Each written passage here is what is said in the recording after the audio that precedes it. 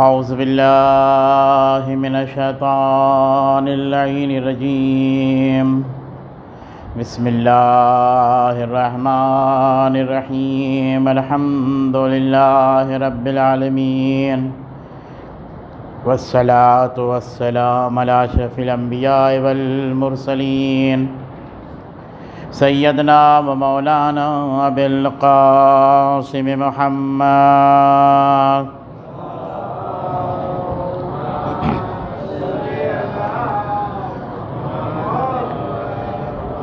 وآلہ الطیبین الطاہرین المعصومین المظلومین ولعنۃ اللہ علی اعدائہم اجمعین اما بعد فقد قال اللہ تعالی فی کتابہ المجید وہو قولہ الصادقین وقولہ الحق بسم اللہ الرحمن الرحیم یومئذ یصدر الناس اشتاتا لیروا اعمالہم فمن يعمل مثقال ذرة خيرا يره ومن يعمل مثقال ذرة شرا يره صلوات پڑھی محمد وعلى محمد۔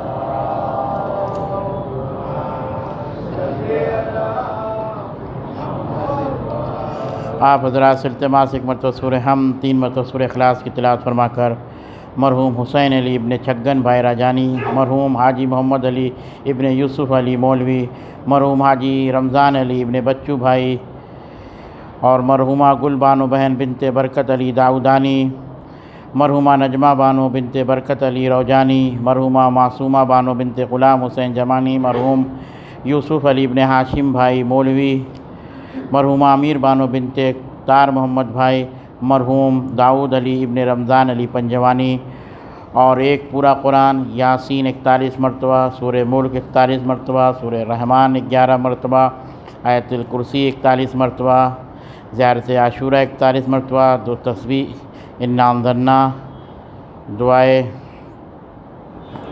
کندہ 11 مرتبہ، حدیث کے ساتھ 2 مرتبہ، دعائے معراج 1 مرتبہ، دعائے فرج 1 مرتبہ، آل یاسین 1 مرتبہ، زیارت امین اللہ 1 مرتبہ، دعائے کمیل 1 مرتبہ، دعائے نور 1 مرتبہ، عالیۃ المضامین 1 مرتبہ، 5 تسبیح اس کا ثواب نجمہ بانو بنت برکت علی روجانی کی روح کو ایصال فرمائے اور کل مومن و مومنات کی روح کو ایصال فرمائے۔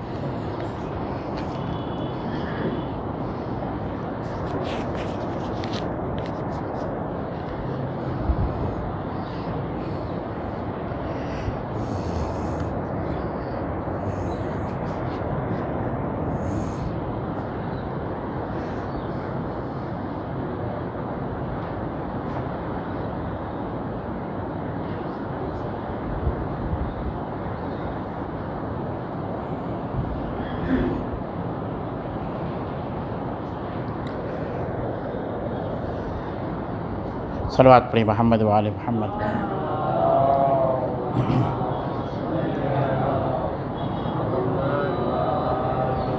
بہرحال ایصال ثواب کے سلسلے میں مجلس منعقد ہوئی ہے جس میں پروردگار عالم اپنی بابرکت کتاب قرآن مجید میں صاف اعلان کر رہا ہے یومئذ یصدر الناس اشتاتا لیروا اعمالہم، جب گروہ انسان کو قبر سے گروہ در گروہ اٹھایا جائے گا تو اس کے سامنے اس کے اعمال پیش کر دیے جائیں گے۔ اس سلسلے میں گفتگو ہو رہی ہے۔ بہرحال ہمیں غور و فکر کرنا چاہیے، سوچنا چاہیے کہ کون سا ایسا عمل انجام دیں کہ جو ہمارے عمل پروردگار کی بارگاہ میں قبول ہو، کیونکہ انسان اس کائنات میں جو آیا ہے، آپ دیکھیے فطرت پر سزا ہے، شریعت میں سزا نہیں ہے۔ شریعت کے لحاظ سے اگر انسان دیکھے تو خطا پروردگار معاف کر سکتا ہے جب استغفار پڑھ لے، مگر فطرت میں ہو کے رہے گا۔ فطرت جو اس نے کیا، اگر اس نے اپنے ماں باپ کو گالی دی ہے تو فطرت کا تقاضا ہے کہ تمہاری انشاءاللہ تمہاری بھی اولاد تمہیں گالی دے گی، یعنی یہ فطرت ہے۔ اور شریعت میں معاف کیا جائے، اللہ معاف کر سکتا ہے، تو انسان کو غور و فکر کرنا چاہیے۔ مگر آپ پورا قرآن اٹھا کے دیکھیے اور تمام تاریخیں ہمارے سامنے موجود ہے۔ والدین کے سلسلے میں مجھے مختصر سی گفتگو آپ کے سامنے کرنی ہے، اس کے بعد ربط مصائب۔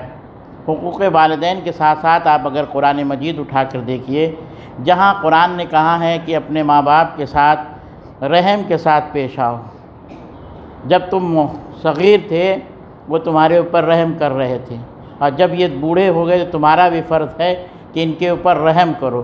مگر عزیزو، ہمیں رحم کیسے کرنا اپنے والدین کے ساتھ؟ کیا احسان ادا کر رہے ہیں اپنے والدین کا؟ ہم احسان نہیں ادا کر سکتا۔ مگر قرآن اگر انسان اٹھا کے دیکھے تو قرآن نے ایک پوری آیت موجود ہے جس میں قرآن نے اللہ نے سب سے بعد میں اپنا تذکرہ کیا ہے۔ پہلے کہا کہ ذوی القربہ اپنے رشتہ داروں کی مدد کرو، یتیموں کو مدد کرو، مساکینوں کی مدد کرو، اور اس کے بعد ایک ایک جملے پر تشریح ہو سکتی، مجھے زیادہ تشریح نہیں کرنے آپ کے سامنے، بس مختصر سے بیان ہے کہ غریبوں کی مدد کرو، یتیموں کی مدد کرو، مساکینوں کی مدد کرو، اور اس کے بعد قرآن بڑھ کر آواز دے رہا تھا کہ سب سے بعد میں اللہ نے اپنا تذکرہ کیا۔ پہلے غریبوں کا تذکرہ کیا، رشتہ داروں کا تذکرہ کیا، یتیموں کا تذکرہ کیا، مساکینوں کا تذکرہ کیا، اور اس کے بعد پھر قرآن بڑھ کے کہہ رہا ہے کہ لوگوں میں ذرا قول احسن طریقے سے گفتگو کیا کرو، لوگوں سے نرم لہجے میں گفتگو کیا کرو۔ میں نہیں کہہ رہا، قرآن کہہ رہا ہے۔ آیت اگر آپ اٹھا کے دیکھیے، یہی آیت پوری جہاں تذکرہ ہو رہا، تو ہمیں غور و فکر کرنا چاہیے، سوچنا۔ یہ سب کہنے کے بعد پروردگار عالم نے کیا کہا؟ میری عبادت کرو، میرا تذکرہ کرو، میرا سجدہ کرو۔ تو عزیزو، اگر ہم ان تمام چیزوں کو دیکھیں اپنے نگاہوں میں، تو اگر ہم اپنے ذوی القربہ رشتہ داروں کی مدد کر رہے ہیں، یتیموں کی مدد کر رہے ہیں کہ نہیں، لوگوں سے رحم لہجے میں گفتگو کر رہے ہیں کہ نہیں، جن کا مال لے لیا اور اس کے مال کو واپس کیا کہ نہیں کیا، تو عزیزو یہ تمام چیزیں اگر انسان بغور مطالعہ کر کے دیکھے، ہمیں قرآن بتانا چاہتا ہے۔ اور نماز جو عبادت ہے، جو سب سے بڑی افضل عبادت ہے، جو اللہ کا سجدہ ہمیں کرنا ہے، اس پروردگار کا سجدہ کرنے سے پہلے قرآن نے کیا پڑھ کے کہا؟ الصلاۃ تنہی عن الفحشاء والمنکر، نماز انسان کو ہر برائی سے روکتی ہے۔ تو عزیزو، اگر ہم نے یتیم کا حق نہیں دیا تو سمجھ لیجئے ہماری عبادت ریاضت ہے، ایکسرسائز ہے، عبادت نہیں کہی جائے گی، کیونکہ عبادت جب انسان کو برائی سے روک رہی ہے تو نماز پڑھنے کے بعد آپ نے اپنے رشتہ دار کا بھی حق مار لیا، نماز پڑھنے کے بعد آپ نے یتیم کو بھی ستایا، آپ نے نماز پڑھنے کے بعد مساکینوں کا بھی حق نہیں دیا، آپ نماز پڑھنے کے بعد قول کریمہ سے آپ انسان سے گفتگو نہیں کر رہے ہیں، تو پھر آپ نماز نہیں پڑھ رہے ہیں بلکہ اس پروردگار کے سامنے ریاضت کر رہے ہیں۔ اگر نماز پڑھتے، اگر عبادت ہدف ہے، مقصد ہے عبادت کا، اگر نماز آپ کو برائی سے روک رہی ہے تو یاد رکھنا چاہیے پھر آپ یہ تمام کاموں کو انجام نہیں دے سکتے، نہ کسی کو ستا سکتے ہیں۔ نماز پڑھی، ہم نماز بھی پڑھ رہے ہیں، لوگوں کو ستا بھی رہے ہیں، لوگوں کو پریشان بھی کر رہے ہیں، مومن کو تکلیف بھی پہنچا رہے ہیں، پھر وہ نماز نہیں ہے بلکہ ریاضت ہے۔ آپ لوگوں کو دکھا رہے ہیں ہم نماز پڑھ رہے ہیں، مگر اس معبود کی بارگاہ میں وہ نماز قبول ہوئی اسی وقت ہوگی کہ جب یہ کام آپ انجام نہ دیں، کسی کو ستائے نہیں، کسی کو برائی سے، کسی کو اصل مقبول، کسی کو برائی کا انسان کر رہا ہے تو اس سے انسان رکے۔ تمام چیزوں کو مد نظر رکھتے ہوئے اگر دیکھا جائے تو قرآن مجید نے اور بھی بڑھ کر بہت سی چیزوں کی طرف اشارہ کیا ہے کہ کیسے خدمت انجام دینا چاہیے اپنے والدین کے ساتھ، کیونکہ قرآن بڑھ کر کہہ رہا ہے کہ اپنے ماں باپ جب تمہارے دونوں بوڑھے ہو جائیں تو انہیں یعنی سخت لہجے میں اف تک نہ کہو۔ تو عزیزو، ہمیں کیسے پتہ لگے گا کہ کس زمانے میں اپنے ماں باپ کو اف نہ کہا جائے؟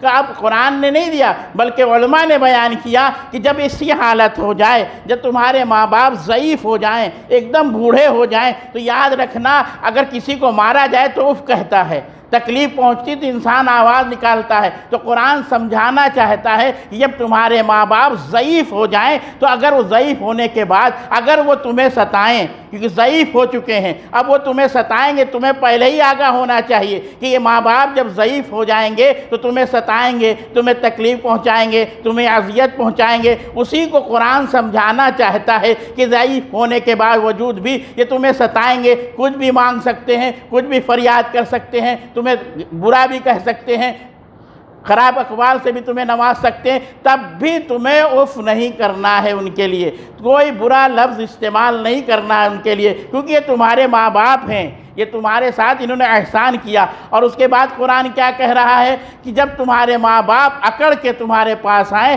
تو تم اپنے جناحین اپنے کو ایسا کر لو جیسے خوف زدہ ہو، ان کو ذرا نگاہ اٹھا کے بھی نہ دیکھنا، کریم لہجے میں گفتگو بھی کرنا۔ مگر آج یہ انسان کر رہا ہے۔ قرآن تو بالائے طاق رکھ دیا گیا ہے، قرآن صرف شادی بیاہ میں دینے کا رسم بنا لیا گیا ہے۔ اگر انسان اپنی زندگی میں قرآن، نہج البلاغہ اور دعائے صحیفے کا عملہ کو اگر اپنی زندگی میں اتار لے تو پھر اس سے بڑی اب عبادت نہیں ہے۔ قرآن ہمیں سمجھائے گا، نہج البلاغہ ہمیں آگاہ کرے گا، مگر انسان یہ سب چیزیں نہیں دیکھ رہا ہے۔ انسان یہ نہیں سمجھ رہا ہے کہ قرآن ہمیں ہدایت کے لیے بھیجا گیا ہے، ہماری نجات کے لیے قرآن ہے۔ مگر قرآن کسے نجات دے گا، قرآن کسے ہدایت دے گا؟ اسی کو ہدایت قرآن دے گا کہ جو مومن ہوں گے اور متقی ہوں گے۔ صلوات پڑھی محمد وآل محمد پر۔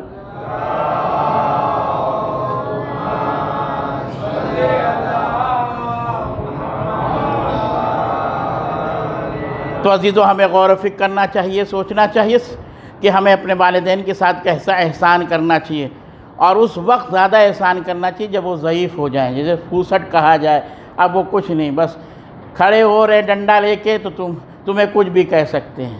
تو ایسا نہ ہو کہ تم پلٹ کے کہو ابا بیوی کے سامنے آپ ہمیں ذلیل و رسوا کر رہے ہیں۔ نہیں، یہ لفظ قول اف، یعنی عربی لفظ میں سب سے آسان کہا جائے اف، یعنی تکلیف کا سب سے نیچا درجہ، جسے عربی میں کہا گیا اف تک نہ کہنا۔ تو عزیزو، آج ہمیں غور و فکر کرنا چاہیے، سوچنا چاہیے کہ اپنے ماں باپ جو ہمیں اس دنیا میں لائے ہیں، اس کائنات پہ پہنچانے والا کون ہے؟ یہ ماں باپ ہیں۔ جب دو نطفے آپس میں ملے تو تمہاری پیدائش ہوئی اسی دنیا میں، تو ہمارا احسان ہے۔ اللہ نے ماں باپ کے ساتھ کوئی احسان نہیں ادا کر سکتا ماں باپ کا۔ یہ وجود تمہارا ان کے احسان نہیں، اگر تم لاکھ کچھ بھی کر دو مگر تم ان کا احسان کبھی نہیں ادا کر سکتے۔ تو بس عزیزو، اپنی مختصر سی گفتگو میں یہی کہ ہر بیٹے کا فرض ہے کہ اپنے ماں باپ کے ساتھ حسن سلوک کے ساتھ، اگر ماں زندہ ہے، باپ زندہ ہے، تب بھی حسن سلوک کے ساتھ پیش آئیں، نہ موجود ہوں تو ان کے لیے اچھا کام تو انجام دے، ایصال ثواب تو کرے، ان کے لیے نیکیوں کا کام تو انجام دے۔ یہ سب چیزیں وہ بس ایک واقعہ، اس کے بعد ربط مصاحب۔ عزیزو، ہمیں غور و فکر کرنا، کائنات میں سب عذاب کسے کہتے ہیں؟ آج دنیا نہیں سمجھ رہی ہے پروردگار مختصر سے اعمال جو انسان نے کیسے کہا، تھوڑا ذرہ سا بھی اگر تم برائی کر کے آؤ گے تو اس کا عذاب دیں گے تمہیں۔ آیت اللہ دست غیب شیرازی تحریر فرماتے ہو بیان کرتے ہیں کہ دو بھائی زیارت کے لیے جا رہے تھے، اور جب زیارت کے لیے نکلے، دیکھیں دونوں نیک کام کے لیے جا رہے ہیں، اور دونوں جب نکلے تو ایک بھائی کو موت آ گئی۔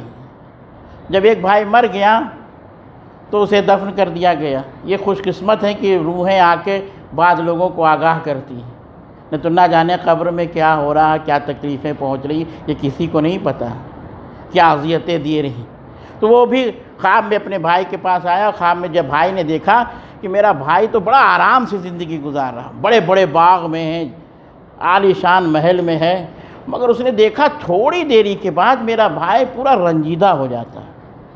ہر چند منٹوں کے بعد میرا بھائی تو پوچھا، بھائی اللہ نے آپ کو یہ سب عطا کیا، تھوڑی تھوڑی دیری کے بعد آپ رنجیدہ کیوں ہو رہے ہیں؟ کیا تکلیف ہے آپ کو؟ کہا تمہیں نہیں پتہ، میں اپنے دوست کے یہاں گیا تھا۔ دیکھیے عذاب کسے کہتے ہیں، انسان نہیں سمجھ رہا، انسان پورا پورا ہڑپ جا رہا ہے، انسان پورا پورا کھا جا رہا ہے، قرض لیا تو قرض ادا کرنے کی توفیق ہی نہیں ہو رہی ہے۔ یہ سب وہ چیزیں ہیں، ہمیں غور و فکر کر کے سوچنا ہے۔ باپ کا حق مار دیا، ماں کا حق مار دیا، بہن کا حق مار دیا، عزیز و اقارب کا حق مار دیا، یتیموں کا حق مار دیا، بیواؤں کا حق مار دیا، مساکینوں کا حق مار دیا۔ اس نے کام کیا انجام دیا تھا؟ ایک مختصر سا کام، دوست یہاں گیا اور جب پہنچا وہاں تو دیکھا کہ میز پر ایک بہت حسین خوبصورت چاقو رکھا ہوا تھا۔ کیا حیثیت چاقو کی، کیا قیمت چاقو کی؟ اس نے دیکھا کہ بہت بہترین چاقو خوبصورت ہے، اس نے اٹھا کے جیب میں رکھ لیا اور رکھ کے گھر چلا آیا۔ اب یہ جو مرا نا تو کہتا بھائی ہمیں اللہ نے ہر چیز سے تو نوازا ہے، مگر یہ جو تھوڑے تھوڑی دیری پر اللہ ہم کو عذاب دے رہا ہے، اس چاقو کا بدلہ ہے جو بچھو ہمارے پیر میں ڈنگ مارتا، اس کی اذیت مجھے پہنچ رہی۔ وہ چاقو ہے جس کی کوئی حیثیت نہیں، کوئی قیمت نہیں، جب چاقو پر پروردگار ایک بچھو لگا سکتا ہے ڈنگ مارنے کا، تو آپ سوچ سکتے ہیں کہ ہم نے کس کا حق مارا ہے۔ اگر نیکیاں کر کے نہیں آئے ہو تو یاد رکھنا ایک بچھو نہیں، اگر جتنا مارا ہوگا اتنا ہی بچھو لپٹیں گے تمہارے۔ اب بھی آگاہ ہو جائے انسانوں، اب بھی راہ راست پر آ جاؤ، اب بھی خدا تمہیں آگاہ کر کے بتا رہا ہے ہمارے درمیان جس کا حق ہے اس کے حق تک پہنچا دو۔ ایسا نہ ہو تو اس بھائی نے کہا یہ کیسے دور ہوگا؟ کہا بھائی فلاں مقام پر چاقو رکھا ہوا ہے، میری بیوی سے جا کے بتا دینا اور بتا کہ وہ چاقو وہاں تک پہنچا دینا۔ اب تاریخ بتاتی کہ جب چاقو اس کے گھر تک پہنچ گیا، دوست کے گھر تک پہنچ گیا، دوست سے استغفار کیا، معافی مانگا کہ میرے بھائی نے یہ حرکت کی، جس دن معاف کر دیا اس دن سے عذاب ختم ہو گیا۔ تو عزیزو آپ غور و فکر کر کے دیکھیں، فَمَن يَعْمَلْ مِثْقَالَ ذَرَّةٍ شَرًّا يَرَهُ، ذرہ برابر چاقو لے کے گیا تھا بغیر پوچھے، اس کا عذاب پروردگار عالم دے رہا ہے بچھوؤں کی شکل میں۔ اور آپ سمجھ سکتے ہیں کہ بچھو جسے ڈنگ مارتا اس کی اذیت کیا ہوتی ہے۔ یہ دنیا کا جب بچھو مار دے تو انسان تڑپتا ہے، لوٹتا ہے۔ اس جہاں اگر بچھو ڈنگ مار رہا ہے جہاں کوئی بچانے والا نہیں ہے، نہ ماں کام آنے والی ہے، نہ باپ کام آنے والا ہے، نہ اولاد کام آنے والی ہے، نہ دوست و احباب کام آنے والے ہیں، نہ مال کام آنے والے ہیں۔ اگر کام آئیں گے تو یومئذ یصدر الناس اشتاتا لیروا اعمالہم،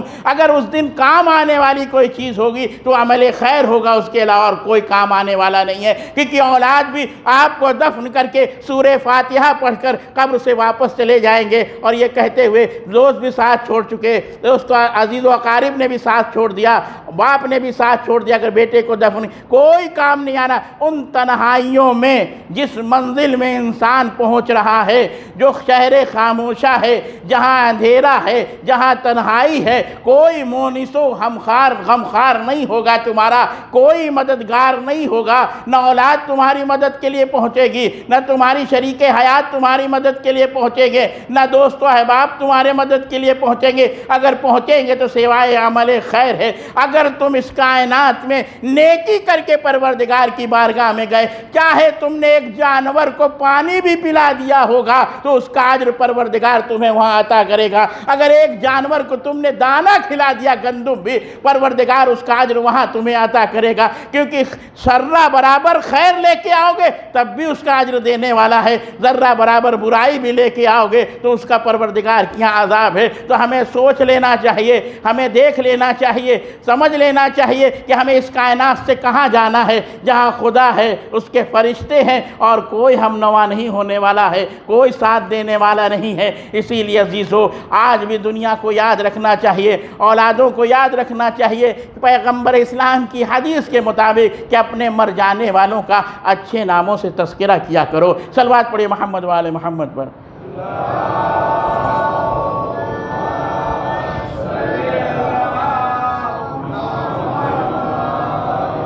تو عزیزو ہم نے کل جناب مسلم کے فرزندوں کو ماتم کیا، اور دھیرے دھیرے ہم کربلا کی طرف اپنے قدم کو بڑھا رہے ہیں۔ ایام عزا قریب ہے اور حسین کا ہمیں تذکرہ کرنا ہے۔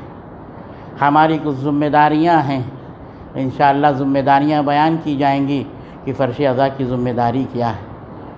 صرف یہی نہیں کہ اللہ نے ہمیں خلق کر دیا تو ہماری ذمہ داری ختم ہو گئی۔ اللہ نے اس لیے تمہیں نہیں خلق کیا کہ صرف تمہیں اپنے کو دیکھنا ہے، بلکہ تمہارے مال میں یتیم، غریب، مسکین، ان سب کا حق ہے تمہارے مال میں۔ ہم نے تو تمہیں دولت مند اس لیے بنایا شاید تم اپنی دولت سے غریبوں کی مدد کرو، مگر جب ہم نے تمہیں دیکھا کہ تم اپنے مال اور دولت سے غریبوں کی مدد نہیں کر رہے تو جس نے دیا وہ لے بھی سکتا ہے، جس نے عطا کیا وہ کھینچ بھی سکتا ہے۔ تو عزیزو ہمیں غور و فکر کر کے سوچنا چاہیے کہ اس کائنات سے جانا ہے تو کچھ لے کے جائیں۔ مولا علی نہج البلاغہ میں ارشاد فرماتے ہیں کہ سفر بہت طویل ہے مگر زاد راہ بہت کم ہے۔ وہ علی جس کی پوری زندگی، جب سید سجاد سے محمد باقر نے خود ارشاد فرمایا تھا بابا کتنی عبادت کریے گا، تو کہا بیٹا جاؤ ذرا وہ صندوق میں وہ صحیفہ رکھا ہوا اٹھا کے لے کے آؤ۔ جب امام محمد باقر لے کے کہا دیکھو بیٹا یہ تمہارے دادا کی عبادتیں ہیں، کم ہے سید سجاد کی عبادت، امام مولا علی کی عبادت بڑی ہے، مگر عزیزو ان عبادتوں کے بعد بھی جو علی نے دعائے کمیل میں جملہ ارشاد فرمائے اٹھا کر تو دیکھ لو، آج انسان اگر میں کسی کو ذلیل کہہ دوں تو بھرے مجمع میں مجھے ذلیل کر دے گا کہ آپ کو کون حق دیا ہے آپ کو ذلیل کرنے کے لیے، مگر کائنات کا امیر المومنین علی ابن ابی طالب، کبھی انسان اپنے گریبان میں تو جھانک کر دیکھے، انسان دوسرے کی طرف انگلی تو اٹھا رہا ہے، میرے استاد کہتے جب انگلی اٹھاتے ہو نا تو 3 انگلی اپنی طرف بھی تو دیکھو، یہ 3 انگلیاں اپنے گریبان کی طرف جھانک کے کہہ رہا ہے پہلے اپنے کو دیکھو۔ قرآن اسی لیے نہیں، جب اللہ نے رسول کو بھی تبلیغ کا حکم دیا تو رسول تو نہیں کہا کہ سب پورے عرب کو جمع کر لو، بلکہ کہا تھا وَأَنذِرْ عَشِيرَتَكَ الْأَقْرَبِينَ، جو تمہارے گھر والے ہیں نا، جو تمہارے رشتہ دار ہیں انہیں بلا کے سمجھاؤ پہلے۔ عزیزو آج دنیا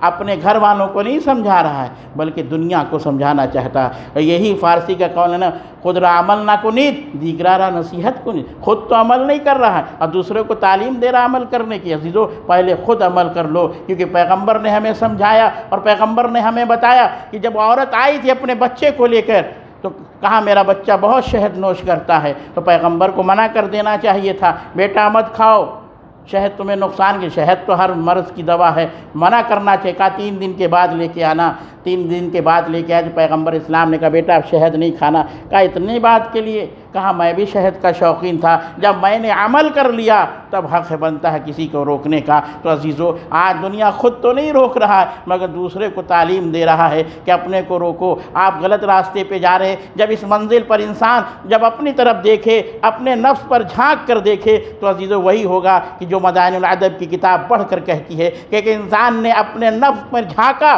اور جھانک کے جب دیکھا تو اس نے دیکھا کہ میری عمر 60 سال کی ہو گئی ہے، اور اس نے حساب لگایا کہ 60 سال کی عمر میں نہ جانے ہم سے کتنے گناہ ہو گئے ہوں گے اس رب کریم کے سامنے، اور یہ سوچتے ہی وہ فوت ہو گیا، مر گیا۔ تو عزیزو ہمیں غور و فکر کرنا چاہیے، جب ایک بزنس مین بس ختم، ایک بزنس مین جب شام کے وقت اپنی دکان بند کرتا ہے، اگر نوکر حساب کرتا ہے تو اس سے کہتا ہے دن بھر کی پونجی کا ذرا حساب تو کر لو، کس میں فائدہ ہوا، کس میں نقصان ہوا، کس میں گھاٹا ہوا، کس میں لانے کے بعد بیچنے میں فائدہ ہوگا، حساب کر کے کہتا ہے یہ سامانوں میں فائدہ ہے۔ انسانوں جب دن بھر آپ کام کرنے کے بعد، بزنس کرنے کے بعد ایک چھوٹے سے دکان کا آپ حساب و کتاب رکھ رہے ہیں، کس میں فائدہ ہوا، کس میں نقصان ہوا، تو اس زندگی کے بارے میں کیوں نہیں انسان سوچتا ہے کہ جب بستر استراحت پر سوتا ہے تو سوچے، دن بھر کی گفتگو کو دیکھے کہ آج ہم نے کس سے اچھا کلام کیا، کس سے بد کلامی کی ہے، کس کا حق مارا، کس کو تکلیف پہنچایا، کس کو اذیت دی، کس کے ساتھ ہم نے کون سا کام انجام دیا، یہ کوئی نہیں سوچتا ہے، بستر استراحت پر کھا کر آغوش نیند میں چلا جاتا ہے۔ مگر عزیزو اگر سوچے تو علی کے اس مطابق سوچے کہ جو رات کے سناٹے میں بھی انسان کو آگاہ کر کے بتا رہا ہے اپنے عمل کی طرف دیکھو، اپنے کردار کی طرف دیکھو۔ اور دعائے کمیل میں مولا نے کہا میں ذلیل ہوں، میں حقیر ہوں، میں مسکین ہوں۔ تو عزیزو جو علی اپنے کو حقیر کہہ رہا ہے، مسکین کہہ رہا ہے، ذلیل کہہ رہا ہے، کیا سوچ سکتا ہے کوئی انسان جو خاکی انسان ہے، یہ نوری ہے مگر انسان کو آگاہ کر کے بتانا چاہتے ہیں اس دنیا میں خدا کے سوائے نہ کوئی امیر نہ کبیر ہے۔ صلوات پڑھی محمد و آل محمد پر۔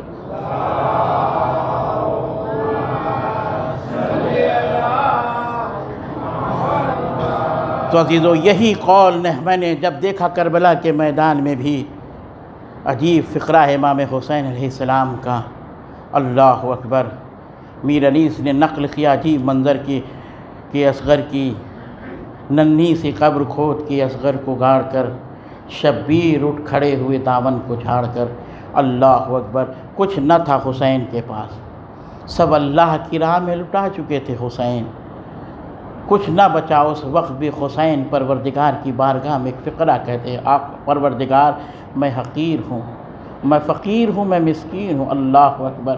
کربلا کے میدان میں حسین نے اتنی بڑی قربانی تھی۔ عزیزو آج اصال ثواب کی مجلس سے نہ جانے کس کا تذکرہ عطا کروں، دل چاہتا کہ آج اس علیہ مقام کا تذکرہ کروں جسے زینب کے نام سے یاد کیا جاتا۔ یہ وہ شہزادی ہے جس نے کربلا کے میدان میں بعد شہادت حسین جب خیام جلا دیے گئے، بیویاں ایک خیمے سے دوسرے خیمے میں جا رہی ہیں، اللہ اکبر، سید سجاد کے پاس آئیں، بیٹا سید سجاد سارے خیمے جل چکے ہیں سوائے تیرے خیمے کے، اے بیٹا کیا جلتے ہوئے خیمے میں جان دے دیں؟ سید سجاد نے کہا نہیں پھوپھی اماں، جان کا بچانا ضروری ہے۔ سب بیویاں عرض کربلا بیویاں خیمے سے باہر تشریف لائیں۔ اللہ اکبر، سید سجاد ہے، وہ سید سجاد جو بستر استراحت پر تو نہیں تھا مگر غشی کی حالت میں تھا۔ معلوم ہے کیا ظلم ہوا سید سجاد کے ساتھ؟ سید سجاد جس بستر پہ لیٹے ہوئے تھے ظالموں نے بستر بھی کھینچ لیا۔ اللہ اکبر، وہ ظلم ہوئے کربلا کے میدان میں جلتے ہوئے خیمے سے زینب سید سجاد کو لے کر باہر آتی ہیں۔ خیمے لٹ چکے ہیں، شام غریبہ آ چکی ہے عزیزو۔ تاریخ کہتی شام غریبہ وہ غریبوں کا شام ہے، یتیموں کی شام ہے، بیواؤں کی شام ہے، رانڈوں کی شام ہے۔ کون پرسان حال ہے عزیزو اس شام غریبہ میں؟ تاریخ کہتی ہے کہ جناب زینب طلایہ پھر رہی ہیں۔ اللہ اللہ، اسی اسنا بس اپنی گفتگو ختم کر رہا ہوں، اسی اسنا میں جناب زینب نے ایک سوار کو آتا ہوا دیکھا۔ جب سوار کو آتا ہوا دیکھا نا، کہا اے سوار دن میں آ جانا، سارے مال و اسباب لوٹ چکے ہیں، چادریں لوٹ چکی ہیں، سکینہ کے گوشوارے لوٹے جا چکے ہیں، اب کچھ بچا نہیں ہے۔ مگر سوار آگے بڑھتا چلا جا رہا ہے۔ کہا تجھے نہیں معلوم میں عباس کی بہن بار بار تم سے کہہ رہی ہوں، تو آگے کیوں بڑھ رہا ہے؟ اللہ یہ کہہ کر حسین کی بہن نے ایک مرتبہ لجام فرش پر ہاتھ ڈال دیا، تو یہ سمجھ رہے ہو کہ میرے کوئی وارث نہیں ہے؟ مجھ میں اتنی ہمت و جرات، میں عباس کی بہن ہوں۔ اللہ یہ جملہ کہنا تھا کہ سوار نے نقاب کو ہٹا دیا، کہا بیٹی زینب تم نے اپنے بابا کو نہیں پہچانا۔ اللہ اللہ، جب کوئی دکھ یا کوئی برے وقت میں یا پریشانی کے عالم میں، عالم غربت میں جب کوئی اپنا وارث آ جاتا ہے نا، تو انسان اپنے اوپر جتنے ظلم ہوئے ہیں وہ بیان کرنے لگتا ہے۔ اللہ اللہ، زینب نے جب اپنے بابا کو دیکھا نا تو تڑپ گئی، ایک جملہ کہا بابا جب بھائی کے گلے پر خود خنجر چل رہا تھا تو آپ کہاں تھے؟ اے بابا خیمے لوٹے جا رہے تھے، آپ کہاں تھے؟ اے بابا ہمیں تماچے مارے جا رہے تھے، آپ کہاں تھے؟ اے بابا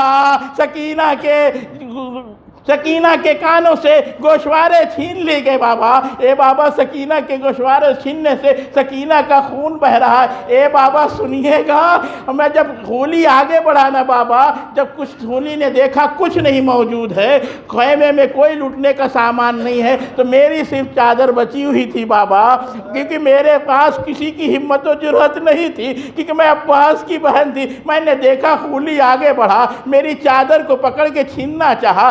عباس کی بہن تھی نا، علی کی لاڈلی تھی نا، جب چادر کو تھام لی علی کی لاڈلی نے تو خولی چادر نہ چھڑا سکا۔ اے بابا خولی نے وہ ظلم میرے ساتھ کیا، ایک پتھر اٹھایا بابا، میرے سر پر کھینچ کے مارا۔ اے بابا میرا سر پھٹا، خون کا لہو بہا۔ اے بابا ہماری چادر چھوٹ گئی، خولی ہماری بھی چادریں لوٹ کے لے گیا۔ اے بیٹی زینب تم آرام کرو، تمہارا بابا رات کو ترایا پھرے گا۔ انا للہ و انا الیہ راجعون۔ رضم بقضاء تسلیما لامر۔ پروردگار تیری بارگاہ میں دست و دعا ہمارے اس مختصر سی عبادت کو اپنی بارگاہ میں قبول و مقبول فرما۔ میرے معبود جو مریض ہیں انہیں شفائے کاملہ عاجلہ عنایت فرما۔ میرے معبود اس بلا اور مصیبت سے تمام سیان حیدر کرار کو محفوظ فرما۔ ہمارے گناہ کبیران گناہ صغیران کو بخش دے۔ اے میرے معبود تیری بارگاہ میں دست و دعا ہے، آیت اللہ سستانی رہبر معظم کو پروردگار طول عمر عطا فرما۔ اس مجلس کا ثواب تمام مرحوم و مرحومات کے درجات میں اضافہ فرما، جتنے حضرات موجود ہیں ان کے بھی مرحومین کے درجات میں اضافہ فرما۔ اے میرے معبود تیری بارگاہ میں دست و دعا ہے، محسن بھائی گوانی مریض ہیں پروردگار، وطفیل شاہردہ معصومین پروردگار انہیں صحت و سلامتی اور شفا عطا فرما۔ پروردگار تیری بارگاہ میں دست و دعا ہیں، ہمارے زیارت مقدسہ کی حفاظت فرما۔ اے میرے معبود جو نوجوان بے روزگار ہیں انہیں روزی عطا فرما، جو روزی سے لگے ان کے رزق میں برکت عطا فرما۔